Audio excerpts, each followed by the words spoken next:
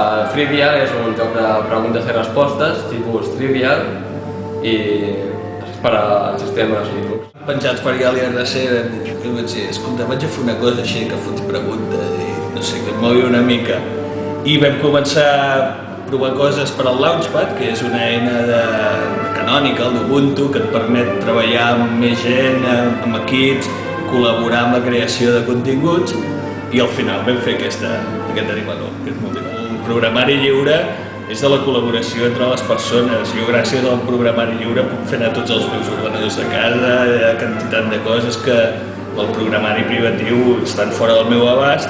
Llavors, el fet que nosaltres desenvolupem aquest joc també serveix per participar una mica dintre d'aquest món. El fet que això és la part divertida, vull dir, estem tornant al Launchpad, que comentava abans. El Launchpad és una eina que tothom pot agafar, modificar, entrar. Llavors, si tu ara et connectes en el Launchpad, dius, hòsties, en aquestes categories puc afegir coses, o puc afegir una característica nova al Freebial que se m'ha ocorregut ara. Pots participar obertament i crear tot el que vulguis dins d'aquest joc, que bàsicament és un entreteniment. De moment la idea és fer-ho servir en actes comunitaris. Més endavant potser faré un mode en línia o alguna cosa, però això ja és per estar.